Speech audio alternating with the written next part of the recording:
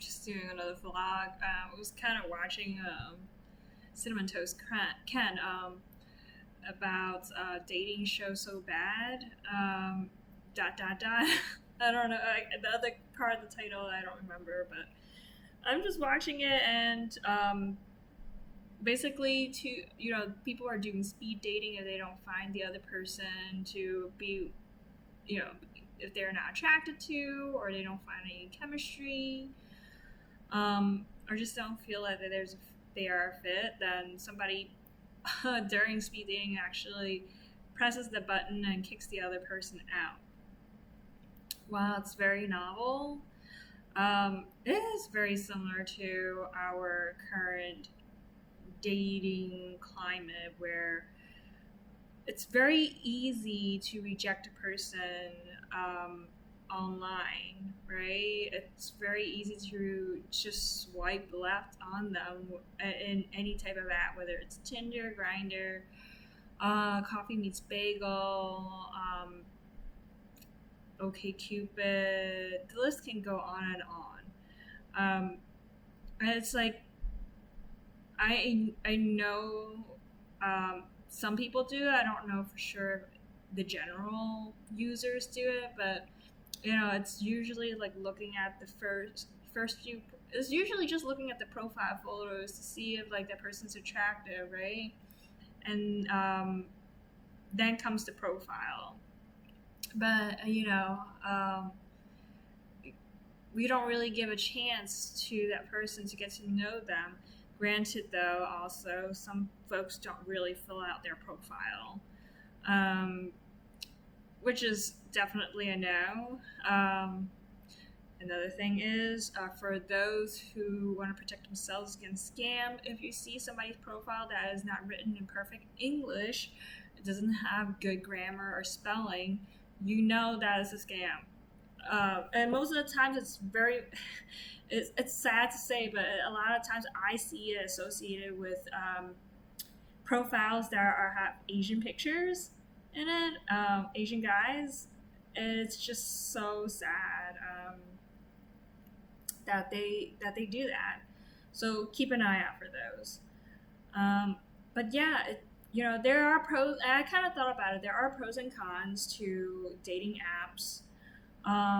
Pros is that sometimes within your immediate sphere or your immediate vicinity, you don't actually have the opportunity to go find somebody who's single, who's available to meet and date, right? So that kind of narrows down your pool of people that you can interact with. It can help mitigate some of those socially awkward first conversations or interactions. People who are not as courageous, doesn't have the guts to actually start a conversation, whether it's on the subway train or on the street or in the bar. This can help alleviate some of the anxiety with dealing with that, because you don't. If you try to start a conversation, whether or not they respond to it or not, it's, I guess, emotionally and mentally, it's not that big of a rebound or a reaction to it. If you don't hear back, but then because of that mentality, that's why we're having all these issues with ghosting.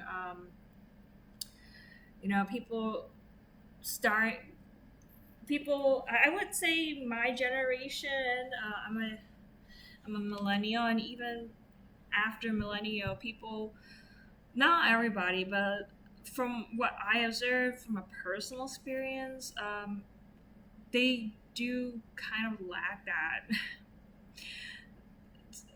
I guess like that soft skill in interacting with other people. I don't think it's a good thing. We do live in a society where, yes, remote work has been, increasingly the trend, but we're still working with people. We're Zooming with people. We are talking to people, whether or not in person. It could be through GChat, Slack, Microsoft, Messenger and whatnot. But that doesn't take away from the fact that you're still interacting with the person. To completely dissociate yourself from that may have like long-term repercussions. It's like, we didn't know that this whole industrialization, mining of, you know non-renewable resources and whatnot can cause such a trauma to our planet. Yet, at that time we wouldn't know because we don't care about the long-term repercussions. But as a society, as a whole, we should really analyze this, and maybe pull people back a little from that technology that's making us less sociable, you know. And less sociable also means more likely to have not as good of a skills in coping and dealing with emotions, in mending relationships, or learning how to deal with people relationships, dealing with stress levels, anxieties, how to deal with that, how to cope with that. It all comes in tenfold, and I can kind of see it. If our kids are stuck to their phones all the time, who are they really going to interact with? And it's already proven that people control other folks online without suffering repercussions. Because the thing is, they're anonymous, right? They don't use their real names. You don't know where they are, and they can say whatever they want. And to them, the other person, they don't know that person. That person is just a digital footage online, and they can say whatever they want to that person without having to feel the guilt. And that kind of fosters not such a good society, and not such good people either. I think the increase in people with mental illness is certainly a big indication of what we're experiencing now. People less likely to stay with a partner, not solely on the basis of of that person being abusive or neglectful,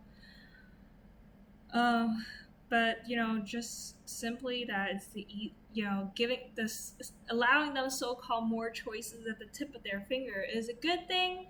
But at the same time, it's also an easy way out for people, because then as soon as a problem comes up, all they know how to do is just break it off without actually trying to resolve the issue and work on the issue together. It's just so easy to throw in the towel. And I think that's really sad, because it's there's a lot of missed opportunities there. And it is also indicative of, well, not always, but sometimes it's indicative of people having poor problem solving skills, bad communication skills, and unwilling to change. It can happen. In those instances, I wish apps weren't as available. Technology wasn't available. It kind of makes us grow in those instances, make us face our issues and grow from them instead of just running away. And now it's easier to run away from things, because there's a less probability, or a less probability of being held accountable for their actions, and it doesn't help anybody. And that's something that it's worth thinking about.